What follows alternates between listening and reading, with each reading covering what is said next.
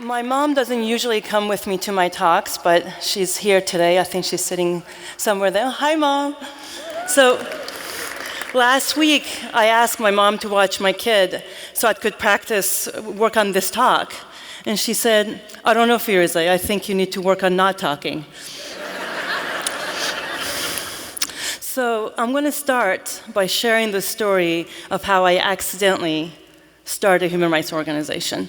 The truth is that any one of you could be on stage telling your stories and your reflections.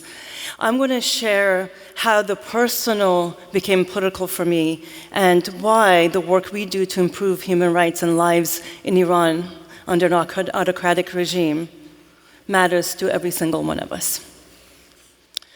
In the summer of 2009, Iran was filled with pre-election excitement. Iranians were campaigning day and night for the reformist candidates, and then the election was quickly called for the conservative incumbent Mahmoud Ahmadinejad. The rallies quickly turned into massive protests as Iranians assumed a rigged election. And we saw the biggest uprising since the 1979 revolution, and the government of Iran was worried for its very existence, and rightfully so. So they cracked down violently. The world was watching, and the Iranian diaspora outside the country had a very universal experience. First, we were relieved. For the first time, vast majority of people around the planet saw a distinction between the people of Iran and the government of Iran. And those fanatics were not the ones that were in the streets, but the ones that were being tortured and killed by the government. Secondly, we were inspired. To this day, when I think of 4 million Iranians walking in peace, in complete silence, for their rights, it gives me goosebumps. And we were heartbroken. اینجا کجاست که ما اینقدر مظلوم گیر افتادیم؟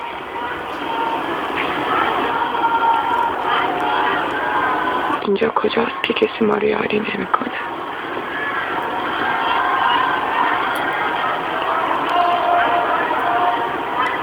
اینجا کجاست که ما فقط با سکوت خودمون داریم صدامون رو به گوش دنیا میرسونیم؟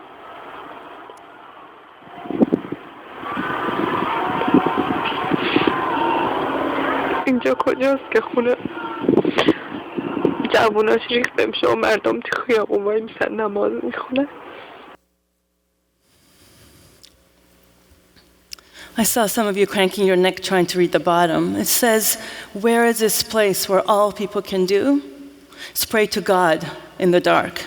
Where is this place where the men stand on the blood of their own children in the daylight and pray? This is Iran. This is our homeland. That video broke my heart.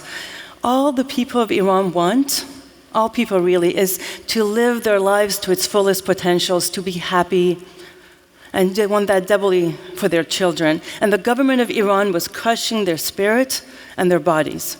So I decided I would organize a global day. I went to my husband, Andre, and I told him I had an idea.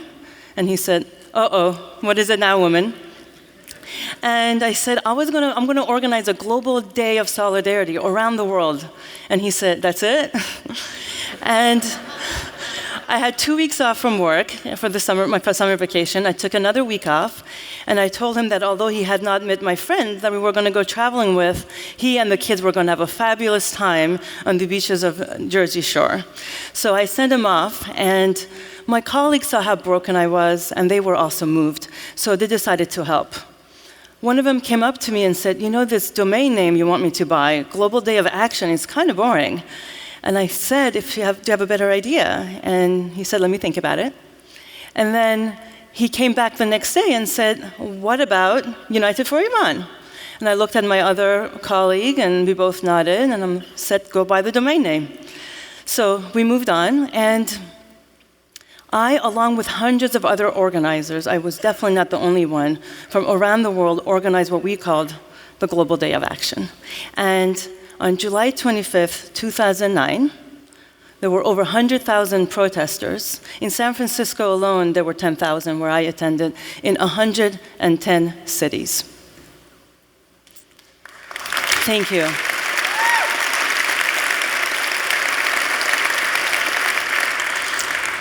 The manager from the band U2 called my cell phone, and they asked for pictures to project on the walls during the song Sunday, Bloody Sunday. And we didn't have any licenses to any pictures, but we downloaded some from the web and we said, here you go. And 8 Nobel Peace Laureates also joined the day. Protesters in more than 100 cities around the world are sending a single message to Iran's leaders: free the protesters. As you can see, the only continent free of demonstrations today, Antarctica. The group United for Iran wants an end to the crackdown on people disputing Iran's controversial presidential election. Shortly after that, thank you. It was just the right idea at the right time. Shortly after that, I transitioned from my job at the UN and started United for Iran. And for the first few years, we worked to leverage and magnify the voices of those inside Iran's prisons and on the streets. But then the movement went dormant as the oppression continued. And we also wanted to move away from reactive, rapid response and be more systematic and strategic. In 2011, we launched what we call the Iran Prison Atlas. It's a database of Iran's political prisoners, the prisons they are held in, and the judges that sentence them. This is Narges Mohammadi.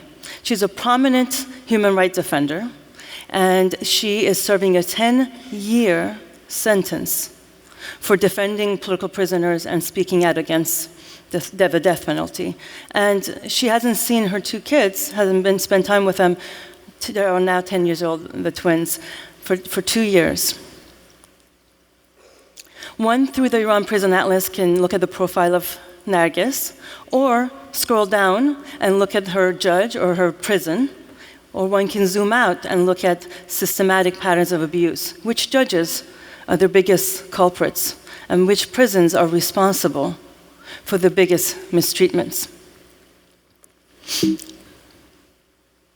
The Iran Prison Atlas is used by the UN and various governments that do advocacy work. It's used by researchers and the media, and it's mostly used by family members of the political prisoners themselves.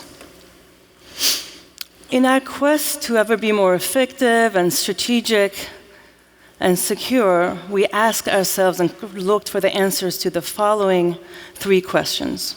1, how do we deal with our massive physical barrier? More than half of my colleagues were in the streets of Iran in 2009 and have first-hand experience with imprisonment, torture, harassment, and they fled Iran as refugees and started over. I have been called an anti-revolutionary fugitive by the Islamic Republic, which I think is a pretty badass title. So I put in my business card. So we're not going back to Iran. So how do we deal with working from outside the country, literally 11 and a half or 12 and a half hours time difference, depending on the time of the year? And our answer has been to use technology. Secondly, how do we engage hundreds of thousands, if not millions of Iranians at the level of risk that they want to take in the area of work that they're interested in?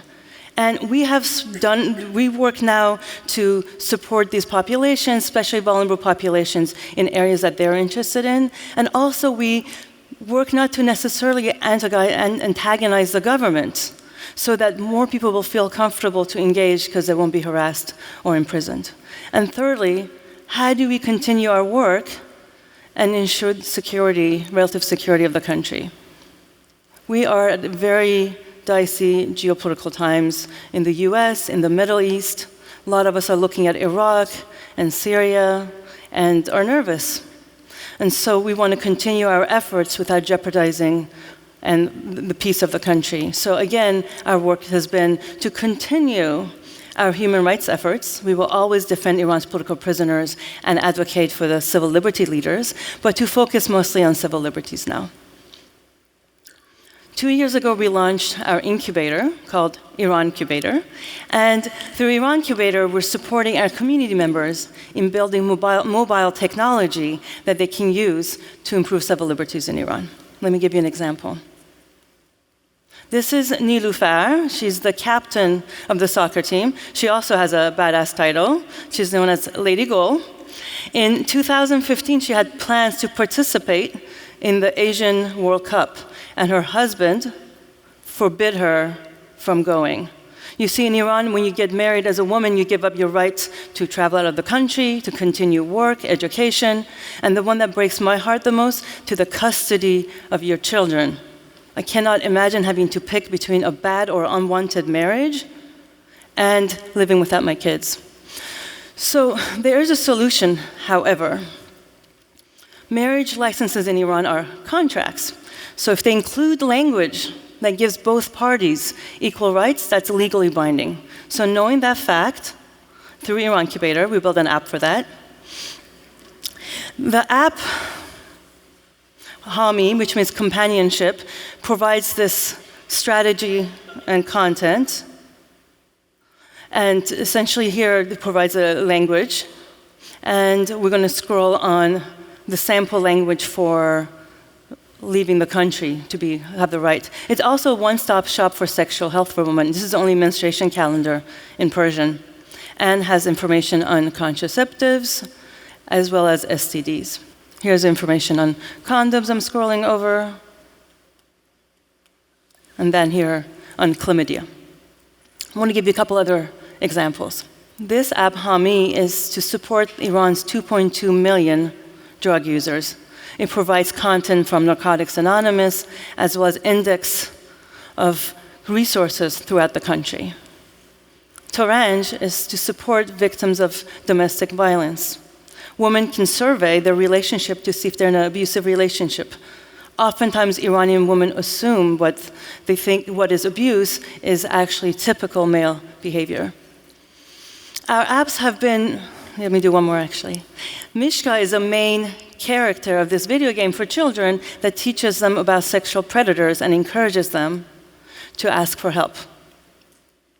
Our apps have been downloaded over 170,000 times and been viewed, had page views over 2.3 million times.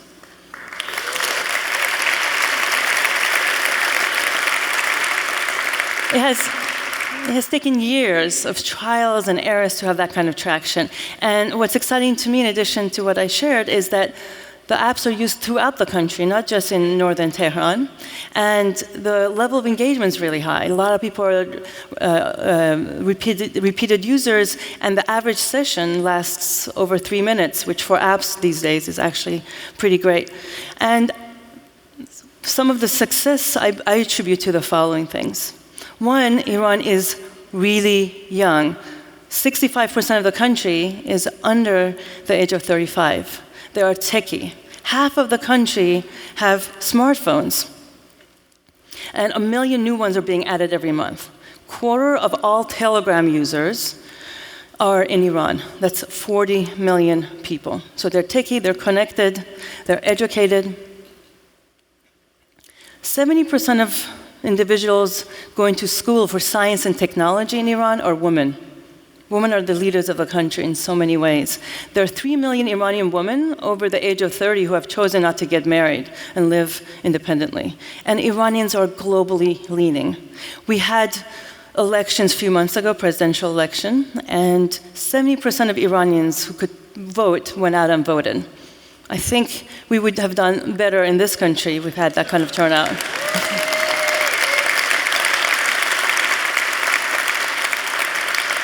And whenever Iranians can vote, they vote as liberal as they can, and they vote for someone who can open up the country so it can be global. So though we have this veneer of conservative, oppressive regime, there is a happy, hopeful country, population waiting to shine through.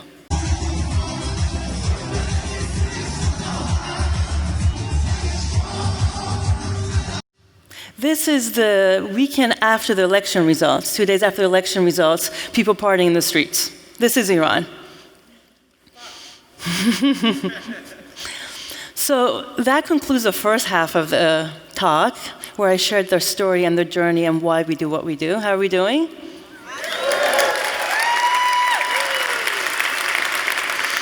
Now I'm going to share with you our own personal stories and the lessons we have learned. Hopefully they will help you with your activism and will inspire you, or at least be another data point for you. So our flaws are our strength in many things, including activism. I was a late bloomer and floated well into my late 20s. I had a 2.69 GPA from UC Berkeley. For the students in the crowd, couple of F is all it takes to really, really ruin your GPA. And I don't even remember how many times I changed my intended major. I really lost count. After 4 or 5 years of traveling and waiting on tables, I decided I would finally go to graduate school. But first, I would go to New York City and bartend, because why not? And I go to New York, and actually getting a bartending job in New York City is really hard. It's not to be taken lightly. So after having a little bit of a challenge, I decided to go to bartending school for a 1-week intensive. When I finished the class, my dad gave me a call to congratulate me on my graduation, the irony of which was not lost on me. And he also said, by the way, your younger sister, just finished her master's at Harvard and is starting Dartmouth Medical School. Isn't that great? And I think that the fact that I wasn't focused, and it was because I hadn't found my purpose, and I just took my time finding that really, what really touches me and what matters to me, and that is so important. And it's okay to not have all the answers all the time and to be lost. Also, when we have trials and feel vulnerable, we have empathy, and empathy is at the core of activism. Activism is very personal. So I was in 2nd grade when the 1979 revolution took place in Iran. It was really exciting times. First of all, schools shut down indefinitely. That alone is exciting when you're in 2nd grade. And it was mesmerizing time. There were rallies and protests, gunshots, tear gas, confusion, conversations about politics into the middle of the night. And it was like being in a reality TV show. It was unbelievable.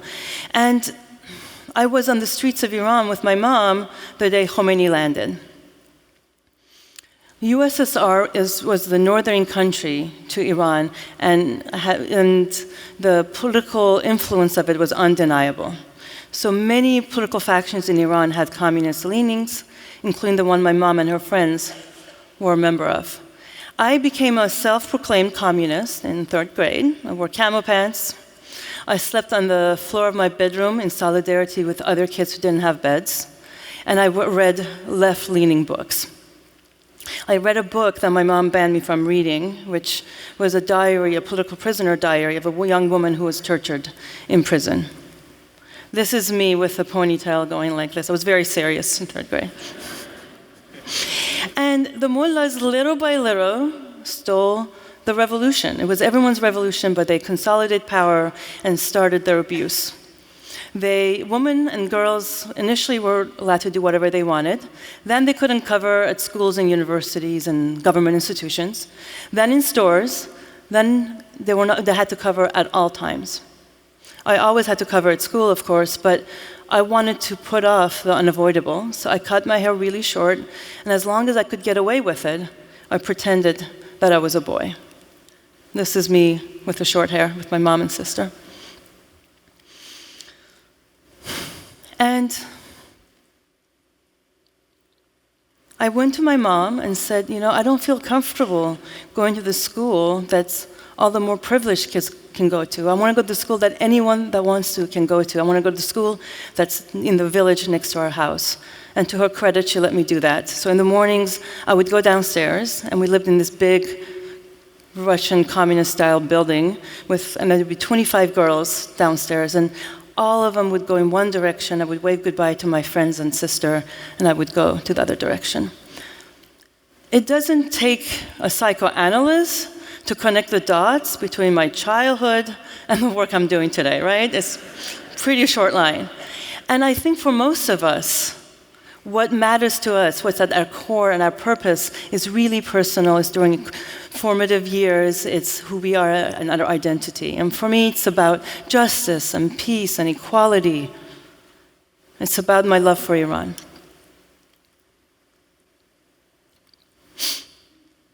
Whatever action we take, there's a cost to it. We paid with airfare and hotel costs to be here today. I have a new friend I met on the bus yesterday named Charles who will be speaking tomorrow. I can't wait.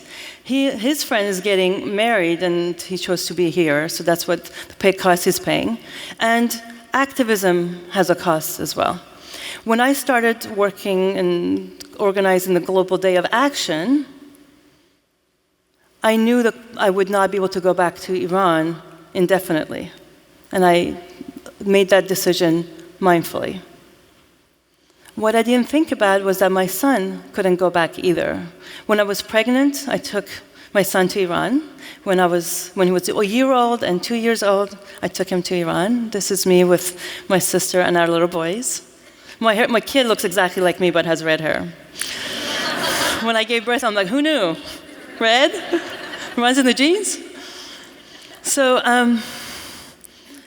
the fact that he can go back to Iran during his formative years is heartbreaking to me, because you cannot be quite as Iranian when you can't experience it, when you can't go see your great-grandparents' graves, when you can't be in the smoggy, heated, bustling cities of Tehran going to my favorite restaurant or meeting and really getting to know our family members.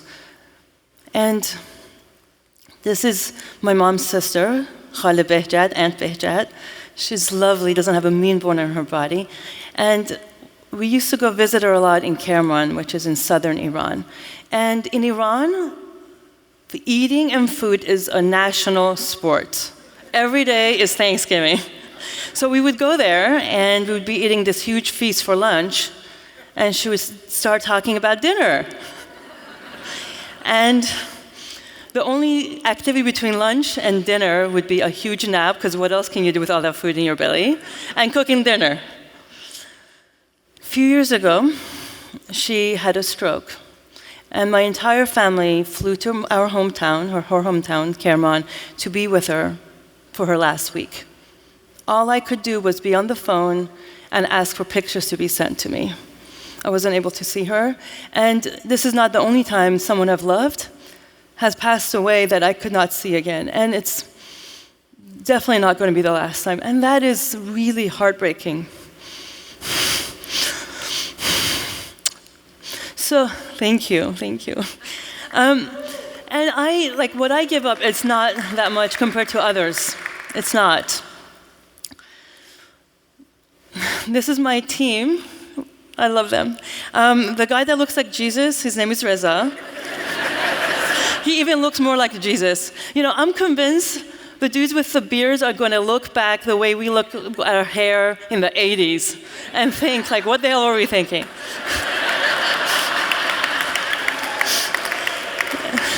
Anyway, so Reza is brilliant. He's the one behind Iran Incubator and so many of our projects. The expansion of our database to include prisons and judges was his idea. And he got 6 out of 5,000 on the graduation entrance exam in Iran.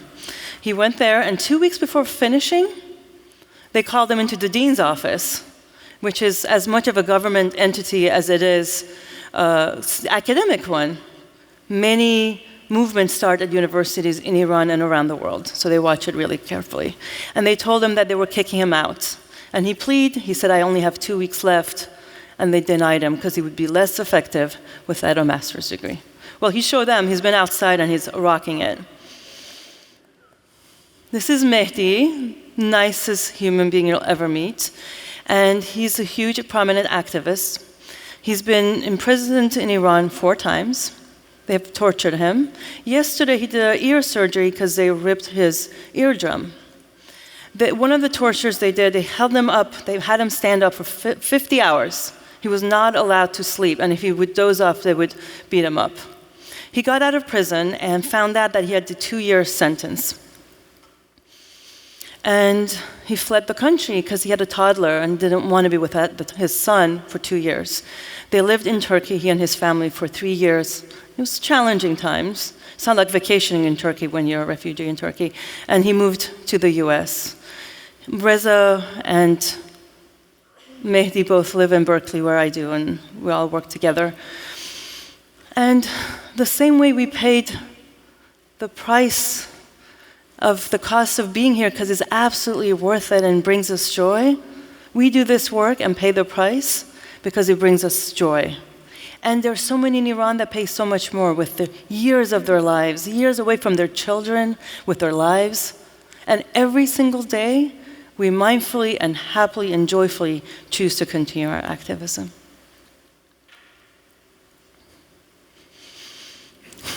Activism can look like anything. It can look like dropping everything and starting a nonprofit and being crazy like that, but it doesn't have to. It often doesn't. Activism is essentially about kindness, sympathy. It's about love. This is my dear friend Tanya with my mom. I knew Tanya as my husband's friend and really got to know her during the Global Day of Action. She came up to me and said she wanted to help, and she is a lawyer, and she took a 3-week sabbatical from her job and came and moved into my house for 3 weeks, and we worked 19-hour days for 3 weeks. And she was instrumental in how well that day went, and the fact that we got started. We did well enough to start a nonprofit, and she's touched me forever. And for me, the United for Iran work, of course, is activism, but so is the work I do personally when people touch my life and cross my path. Oftentimes, we have refugees living in our house, on our couch, or activists. My stepson says our house is like the Underground Railroad. And right now, in fact, there's an activist staying on my couch. And activism to me also looks like how I raise my children, my son. Next year, as it was mentioned, I'm taking the year off. I'm working, but I'm working as I travel. I'm going to travel around the world with my son, and we're going to do community service. Because the life of privilege we live in California cannot be explained to a 10-year-old. We need to live a different life for him to fully understand it and instill those values of service and generosity and equality in him. And I need your help with something. I know, this is a shameless plug. So I know there are a lot of travelers in the room. So if you live abroad or know awesome people that do, or if know of service programs that it would be appropriate for a 10-year-old and me, I would love to hear it. In fact, I created an email address for you guys. I tried to get WDS travel, but that was already taken. So it's in alphabetical order, T and then W. So email me, please.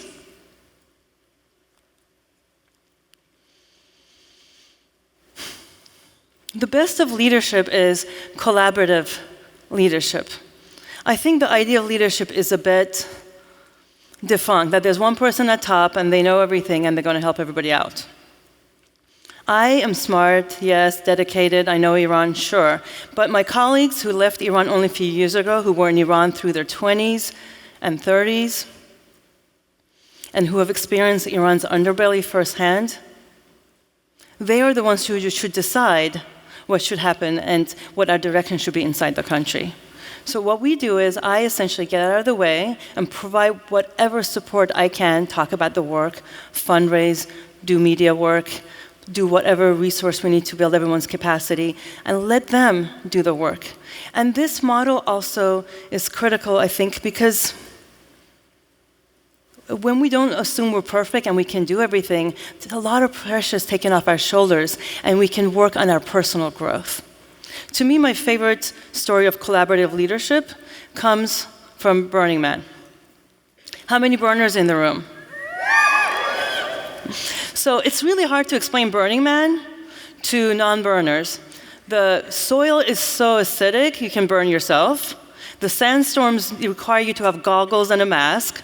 Nighttime is frigid, and you can get heat strokes through the day. Cause shitloads of money. It takes 10 hours to get in, 15 to get out. You have to bring in everything, art, music, food, water, and then you need to take a vacation after you're done because you're exhausted. Like, why do you do that? And I think we do it because of the magic. When you have a situation where no one can go up to you and says, excuse me, where's management? This art piece is not quite right. You just help make it. There's no they at Burning Man, it's us.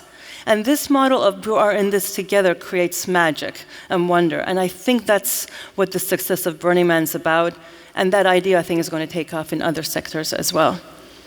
I'm almost out of time, so I'm going to skip point number 6, but it was a really good point. You're going to miss out. So if you email me, I'm going to send you the point. But the short of the point is, things are getting better. It's really hard, dark times, but we have to remember things are getting better. And if you look at history long enough, and not just our lifespan, but long enough of a period, we are moving in the right direction. It just takes us chipping at it every single day together. I'm not done, though. I wanted to leave the last point, which I thought was such an important point. So I think this is the most important point. Why do we do activism? Because we're nice and good people? Sure. We want to make the world a better place for our children? Yes. But that's not the main reason we do activism. Do you remember my sister, the one that went to Harvard and Dartmouth while I was bartending? Well, you'd be shocked to know she's a doctor now. So is her husband, and they live next door to me. And she works at Kaiser. And Kaiser has more of a holistic approach to medicine now, which is a very good thing. And she came home from work a few months ago, and we were having dinner, and she had been at a happiness conference that day. Usually my sister says things like, if I lived in your house, I would absolutely go insane. There's so much come and go, it's chaos. In fact, we joke that our house would be the worst house to stake if you were a robber. There's so many people coming and going, there's so much chaos, you would never know when to go in. So she said that when they were describing who's happy, they were describing you. And I instinctually know that. I don't do happiness for anybody else. I do it because if I do something that's bigger than me, it feels so good. I do it for me. And I want you to take a second to think about one movement, 5 seconds, that has touched you, that has had progress. Chances are, the person who was in power didn't voluntarily give it up with your movement that you thought about. Chances are, people worked really hard and advocated for change, and then they had progress. That's how change is made. Movements and activism is about envisioning what we want and going and getting it, because that's the only way we can create the world we want. Our world is so interconnected now, it's undeniable. We have witnessed how Brexit, the elections in the US, France, and Netherlands been part of one storyline. We have seen how terrorism and bigotry and racism has spread like a virus from one part of the world to another. This is a campaign in Iran right now called Human Rights in the US. They're using what's happening here to justify what they're doing over there. That's how interconnected we are. And fortunately, acts of human decency, kindness, love, and empathy are interconnected as well. I hope that our work literally across the planet has touched you, and I want to invite you to think about what you envision for the world and how we can collectively create it. I want to leave you with one of my favorite quotes from an Aboriginal activist, Australian activist named Leela Watson.